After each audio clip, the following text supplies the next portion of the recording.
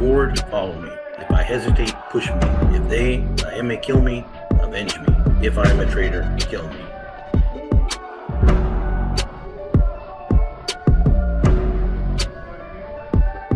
Gangsters, cops, and politicians, get ready to rock. We're on a mission. Each one of us shares our own vision.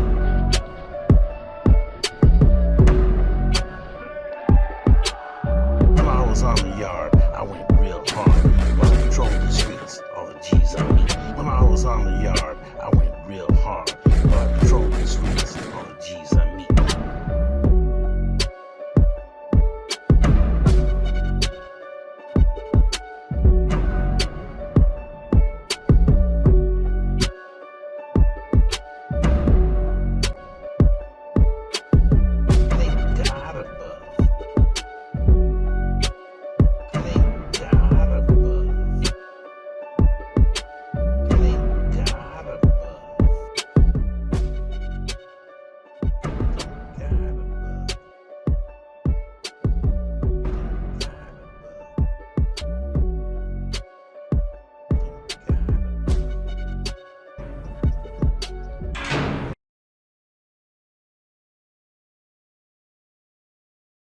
Saludos, welcome back. It's your host, Gabe Morales. Today, we're going to start off with the H names, as in Huaraches. I hope you have them on, because we're going to take a walk through the past 6 decades or so of Nuestra Familia members. I'll start off with Robert Wolfie Haas, who was out of Santa Rosa. He was affiliated with the NF around the time of Operation Black Widow and had his own crew that were called the Wolfpack. I showed that he was dealing dope in the early 90s and was involved in a drive-by in Santa Rosa in February of 1993. For that, he was sent to CDC with J number 3921. I understand that Wolfie was let out but returned to San Quentin in the year 2000. He was let out again but had a parole violation in April 2001. I understand that he was a follower of Happy Cervantes and also answered to Lizard Hernandez. And I'm not sure what he's been up to since he fell out of good standings. Then there was Robert Patrick, a.k.a. Bubba Hanrahan, out of Salas. Yeah, I know his last name doesn't sound Hispanic. That's because he's not. He was an Irish-American and Italian kid who grew up in Las Casitas in Salas, which is a well-known barrio. Understand that his mentor was Paqui Amaro, who is an NF member currently housed at the ADX. Understand that Bubba, even though he was a jokester, he was pretty low-key, which was opposite of Cesar Lobo Ramirez and Rico Smiley Garcia, who were movers and shakers in Salas during the 1990s. He remained loyal to Paqui, even when Paqui's wife, Lisa Rocha, of the famous Rocha family, was accused of speaking against the organization, and Paqui was put on freeze. Some say even green-lighted for a minute, until the Lisa situation was handled. I have documentation that Bubba was dealing dope by at least 1990, and then was popped for a robbery in 1993, whereby he was given H number 89859. After his conviction, he was housed at Avenal State Prison and was charged with an assault by prisoner while housed there. He was let loose, I believe, sometime around 1996, but then got parole violations in 96 and 97. He was let out again, but then got a parole violation in the year 2000. He was in and out several times, often housed at San Quentin, and was made regimental commander in the year 2003, and I understand was working for Skip Villanueva and James Conejo Perez. Understand that he was arrested around the year 2007 by Salinas police, and I understand they found a couple kilos of cocaine and about $4,000 in Bubba's pockets. So he was moving major weight at that time. Understand that he had enough money put away to hire a private attorney and post bail, where he was living with his girlfriend, Sarah Garcia, who was on the Salinas Police Advisory Commission, which caused quite an uproar amongst the police department and among some members of the community. Like many drug dealers in Salinas, Bubba often slang his dope in Chinatown. But Bubba's reign in the Salinas area was cut short when he was replaced with Armando Heredia Santa Cruz, a.k.a. Suave, who I talked about in the Cap Saloon murder case, whereby Mando Frias took out a renegade drug dealer, supposedly with the sanction of Lizard Hernandez. At least that was per Suave. Bubba often worked with Gabriel G. Money Caracheo, who was also known as a major dope dealer in town. Understand that Bubba took off for Rosarito, Mexico, which is well known for Mexican cartel activity, both the Ariano Felix organization and the Sinaloa cartel. and usually is a hideout for Mexican mafia members. But Nuestra Familia members have worked with some of the same cartels. It's a different ballgame down in Mexico. They really don't care about what prison gang you're with. They care about how much money you can make for them and how much drugs you can move for them. I understand after his conviction, he was given a new CDC number, F, as in Frank, 71131. He did some time at Tehachapi and then was moved to the feds, first to Florence in 2008 and later on to Pollock in 2011. I understand he was returned to CDC at New Folsom 2012, but then went to the Mendota facility in 2021. He's been housed for the last couple of years at the Pollock facility in Louisiana, which has a high number of Norteños, Northern Soldados, and some NF members. He is scheduled for release in the year 2033. There was Armando Gypsy Heredia Lara. Gypsy was from Modesto. I understand he caught an assault with a deadly weapon charge in 1995, whereby he was given J number 59562. I showed that he was housed at Pelican Bay State Prison in 1995, where he got an assault by prisoner charge. He also was caught with a shank in 1996, whereby he received 4 additional years. Understand he was moved to Mule Creek State Prison, which is usually known as being a DO facility, but maybe he didn't feel safe there because he was caught with a shank there also and given an additional 2 years, which I believe was later withdrawn. I show that he was still housed at Mill Creek in the year 2012, but currently shows not in custody. Then there was a different Armando Heredia. This one has an additional surname of Santa Cruz. Understand that he was Northern Structure in the 1990s and was made an NF at Corcoran in 1998. And I believe that Copos Gallegos was one of his sponsors. Suave was made regimental commander by Lizard Hernandez, whereby Bubba Hanran, who I talked about just a few minutes ago, was relieved of duty. Like I said, he was involved in that Cap Saloon incident, whereby he gave the directive to Armando Frias, he says, for Lizard Hernandez to take out renegade drug dealer Ray Sanchez at Cap Saloon in May of 2001, which was part of the RICO case under Operation Black Widow. Suave was charged in that case and given BOP number 028364748. But I understand rolled and I believe was let out by the year 2004. There was a Larry Muggsy Arena out of San Juan. I'm not sure what his CDC number was. I think he had a C number, but he was born in 1961. And this is another individual I was told by our first vice president of the International Latino Gang Investigators, Rick Cowboy Handel, was an inmate suspected of being an NF member when he was under his custody. There was an Arthur Ponyboy Hernandez out of Salas. I understand that he was Northern Structure during the late 1980s through early 90s and was documented as being suspected of being Northern Structure in the year 2000, but was not validated until the year 2008. Understand he was at San Quentin in 2002 and indicted in 2005 on a major case. I'm not sure if that was a RICO. It's hard to keep up with all these. I believe he is mentioned in John Boxer Mendoza's book. I show that he was in Pelican Bay Shoe in the year 2012 under P number 31531, but currently shows not in custody. There was a Daniel Hernandez Jr., a.k.a. Pájaro, a.k.a. Bird, who was out of Visa. I show that he was an NF member in the mid-1970s under B number 56667. I show he paroled in April 1976, and I believe was reincarcerated because he was validated in 1979. I show he came back into custody with an F number as in Frank, 34877, but I believe was off that number by the year 2010. It was a David Buff Hernandez. I think he was out of Bakersfield. I'm not sure. But I do know that he was involved in that mission to take out Chalo Hernandez, who I'll talk about here in more detail in just a minute. I show that he attended the October 13th, 1977 meeting with Sammy Dominguez, and that on the 15th of October, they traveled to Salinas, where they stayed overnight.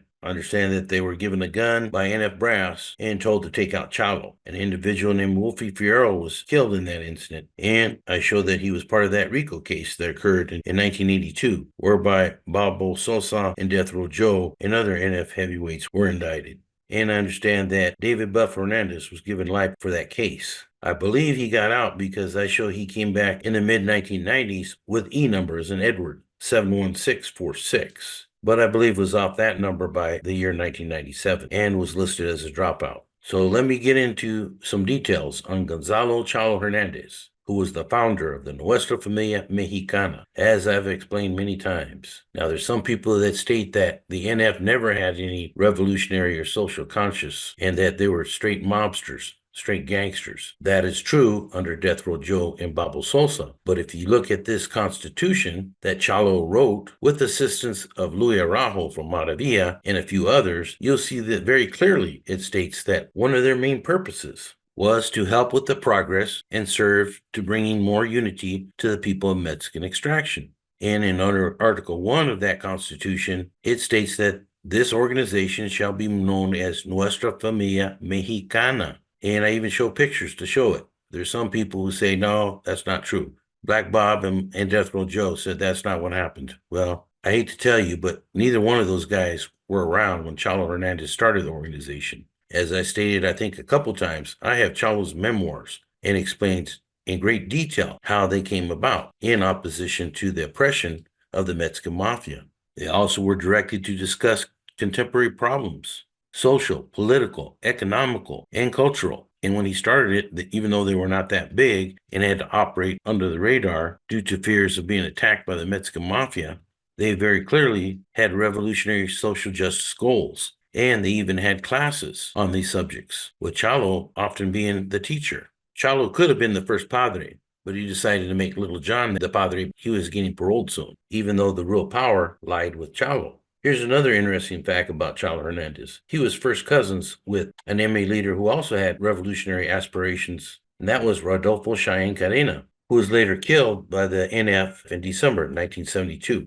And here's another interesting fact. Cadena was on a mission to kill his cousin in Bakersfield. I got this firsthand per Special Services Unit Tony Casas, who actually was doing surveillance on Cadena and arrested him with guns in the car just prior to him taking out his own cousin. Here's another thing that some people don't know. Chalo originally denied Babo Sosa membership to the Nuestra Familia, so he was not an original member either. However, later on, that was overruled. Babo never forgot Chalo's disrespect towards him, and later on, when he assumed power in 1973, he made it his special purpose to gather forces against Chalo's original forces of the Nuestra Familia Mexicana and rewrote the Constitution, deleting the word Mexicana as Babo was Puerto Rican, and they did away with the Padre system. And he set it up more like a military organization, and it became much more disciplined under Babo Sosa and Death Row Joe, his first captain. Once he felt he had enough loyal supporters, he sent them on a couple major missions to make Chalo Hernandez a priority target, and they nearly were successful in these attempts a couple times, once in May and once in October 1977. Chalo ended up dropping out of the NF after that. But check this out. He was reincarcerated on E number as an Edward 35668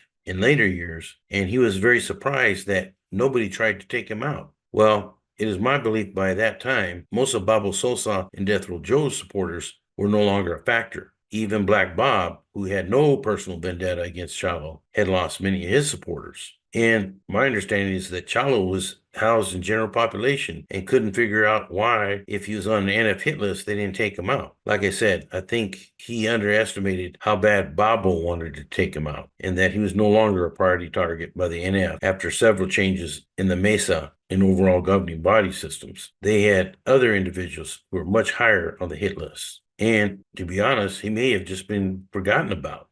But here he is pictured here, with several norteños wearing maroon or red colors. As I mentioned before, I'll have to do a special episode on Chalo Hernandez because there's a lot more that I could state. Moving on to Henry Zopilote Hernandez. I'm not sure what barrio he is from, but he had an early C number of 29743, and that show was born in 1953. Also show that he was Nuestra Familia in the late 1970s to early 80s, but was off that same number by at least the year 2009. There was Jacob Gunnar Hernandez. I'm not sure what barrio he was from either, but I do know that he was a unit commander for the NF at Corcoran, and I believe was later moved to Salinas Valley and or High Desert State Prison. There was John Joseph Mousy Hernandez, who was an NF in the early 1970s with B number 32601. I showed that he was at DVI in the Oyo in 1973 and was a lieutenant in 1975 who ran dope. I believe he got released on the first B number and was given a new B number of 97930. I believe it is he who ordered the murder of John Blanco in Stockton in the late 1970s. And I believe after he dropped out of the NF, fled to Washington State. I show another John Hernandez, but I believe this one went by Bosco. I show he also had a B number of 55179 and was born in 1952, and I think was housed at DVI in the late 1970s. There was Joseph Pinky, aka Topo Hernandez from Cucamonga. He was active with the NF in the late 1970s and also participated in that May Bakersfield raid in 1977 to take out Chalo Hernandez. He was arrested with one-time NF General Chente Arroyo in 1978, but they both escaped on New Year's Eve, 1978, from the Kern County Jail. I showed that he was validated as Nuestra Familia in 1980 and was active for many years. I showed that he was loyal to the Black Bob faction, but was also okay with the killing of Black Bob's longtime friend, Brown Bob Villamontes. He was indicted on the Operation Black Widow case and given BOP number 02837-748. And I understand was in agreement with Quete Rubalcaba, who I believe was general at that time, I think due to Pinky being in the Monterey County Jail, which left the other two generals being Tibbs, Morado, and Corny Tristan. Evidently, he and Corny were okay with the hit on Tibbs because Quete hit him, and as many of you know, Tibbs later died. There was Marine Tex Hernandez, also known as Terrible T, out of Salinas. I believe he did YA time because he's mentioned in the CYA report that I give in a previous episode. I show that he was housed at DVI in the late 1970s and was validated as being an NF by 1980. He and Quete Rubalcaba feuded over Salinas, and I understand both were put on freeze. I believe that he was in the process of writing an autobio and even put out a movie script, but I don't believe that was ever made into a film. He ended up being indicted on the RICO case and given BOP number 02536-748 and has been housed for many years at the ADX with the other NF heavyweights, but is currently housed at USP Florence High next door. I show a Orlando Weasel Hernandez, who I understand was very tall and Puerto Rican. I show that he was at a San Francisco Mission District